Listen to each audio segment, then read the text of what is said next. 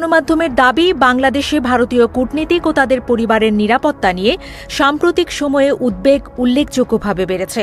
বিশেষ করে চরমপন্থী ও উগ্রপন্থী গোষ্ঠীর সম্ভাব্য হুমকি এবং সাম্প্রতিক বিক্ষোভ সহিংসতার ঘটনাগুলো বিবেচনায় নিয়ে এই সিদ্ধান্ত নেওয়া হয়েছে।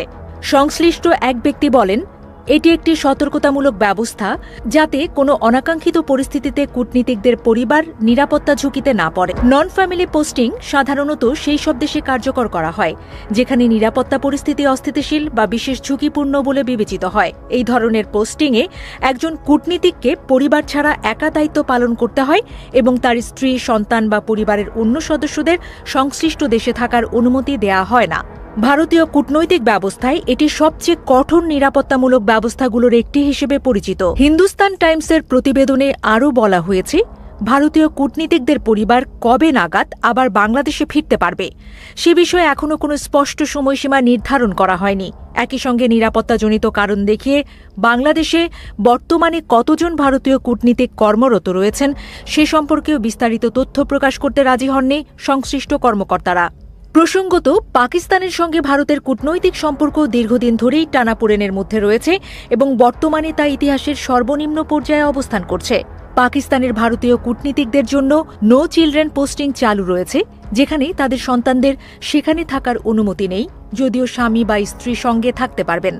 সেই প্রেক্ষাপটে বাংলাদেশে নন ফ্যামিলি পোস্টিং ঘোষণার সিদ্ধান্তকে নয়াদিল্লির কঠোর অবস্থানেরই প্রতিফলন হিসেবে দেখছেন বিশ্লেষকরা। এদিকে বাংলাদেশে সংখ্যালঘুদের নিরাপত্তা নিশ্চিত করতে অন্তর্বর্তী সরকার ব্যর্থ হয়েছে এমন অভিযোগে ভারত একাধিকবার সমালোচনা করেছে বলে দাবি উঠেছে, যদিও ঢাকা এসব অভিযোগ প্রত্যাখ্যান করেছে। 2024 সালের আগস্টে বাংলাদেশে অন্তর্বর্তী সরকার দায়িত্ব নেয়ার পর থেকেই দুই দেশের সম্পর্ক অবনতির দিকে যায় বলে মনে করা হচ্ছে।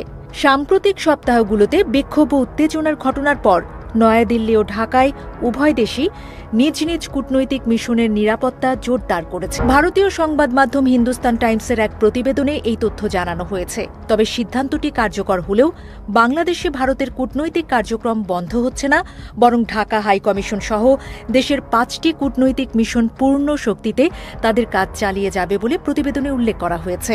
হিন্দুস্তান টাইমসের তথ্যানুযায়ী ঢাকায় অবস্থিত ভারতীয় হাইকমিশন এবং চট্টগ্রাম, খুলনা, রাজশাহী ও সিলেটের 4টি সহকারী হাইকমিশন স্বাভাবিকভাবেই খোলা থাকবে।